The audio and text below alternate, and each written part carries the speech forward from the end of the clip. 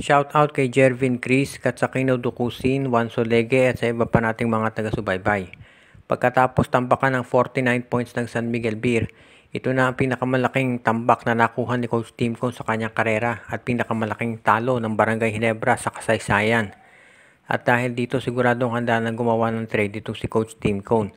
Kahit pa binabatikos ng mga fans itong si Isaac Go, ang laking bagay nung nawala ito dahil nawala ng karelyebo si Japet Aguilar at napilitan ng Ginebra na maging small ball at na-take advantage naman siyempre si Junmar Fajardo at yung ibang players ng San Miguel Beer. Kaya ngayon makikita natin dito na talaga itong San Miguel Beer kinakailangan na mas i-maintain lang yung lineup, pero itong Ginebra may mga pagbabago na mangyayari dyan. Unang-una kinakailangan kumuha sila ng sentro. Hindi natin alam kung gaano katagal mawawala itong si Isaac Go, pero sigurado na kinakailangan nilang kumuha ng big man. Pwede itong si Kemar Carino. Kunin nila mula dito sa Terra Firma Jeep at ang ipalit nila ay itong si Ben Adamos na hindi naman nila ginagamit. Pwede rin na isama nila sa trade itong Converge Fiber XS.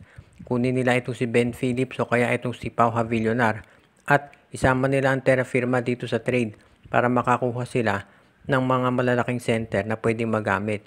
Hindi pa natin alam kung sino pwedeng i-offer ang Terra Firma dito sa Converge, pero ang maliwanag dito, itong Barangay Ginebra, yung ganitong klaseng lineup nila ay hindi pwedeng magtagal. Hindi yan sustainable.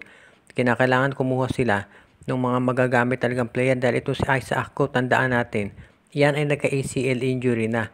Ibig sabihin may history talaga to na nai-injure at matagal ang recovery. Yung knee injury nitong na-sustain, hindi pa natin alam kung gaano katagal bago ito makababalik. Kaya kinakailangan asiguraduhin munang mabuti ng Barangay Ginebra na meron silang mga big men na magagamit dahil hindi kaya ni Japet Aguilar na mag-isang buhatin ang Ginebra. Pagkatapos matambakan ng Barangay Ginebra, sinabi ni Coach Yeng Giao na kinakailangan bumawi nitong Rain or Shine Elasto Painters. Iba kasi kapag natalo sila ng dikit, sinabi ni Coach Yeng, at least doon matatanggap mo yun dahil lumabang ka. Pero yung tambakan ka ng 20 puntos, doon magkakaproblema talaga ang isang koponan.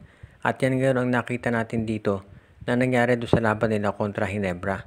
Kung big man na pag-uusapan, meron naman pantapat itong Rain or Shine ngayon dito kay Japet Aguilar. Nandiyan naman si Kit Datu, si Luis Villegas, si Kaylan Tiongson. Hindi nagkukulang doon ang Rain or Shine Elasto Painters. Ang naging problema rin talaga yung outside scoring ng Ginebra. At dito natin makikita syempre na parang ito na talaga yung pagsubok sa Rain or Shine. Maganda naging umpisa nila nitong konferensya, pero ang tanong, masusustain ba nila? Lalo na at nakita natin na meron ng malaking run na ginagawa itong San Miguel Beer at doon naman sa kapilang grupo itong TNT Tropang Giga ang nangunguna.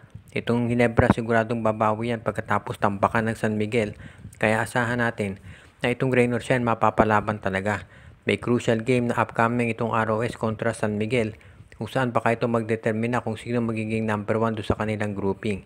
At yan ngayon ang kinakailangan pag-isipang mabuti ni Coach Yeng Giao. At yan din ang dahilan kung ba't sinabi niya na importante na kinakailangan makarecover sila. Bata pa yung team ng Rain or Shine, so kinakailangan ditong tumulong yung mga veterano para ma-settle sila, lalo na at alam natin na kinakailangan gumawa talaga sila ng paraan para hindi mawala ng composure. Sayang naman yung magandang start nitong Rain or Shine Elasto Painters kung bigla na lang sila magko-collapse at alam niya ni Coach Yeng Giao. Kaya sa ngayon pwede nating masabi na itong gagawin, itong Rain or Shine Elasto Painters, hindi naman yan basta-basta magte-trade. Pero gusto nila siguraduhin na kapag dumating na yung panahon na sila ay nasa playoffs na, ay ready na talaga yung mga players niya.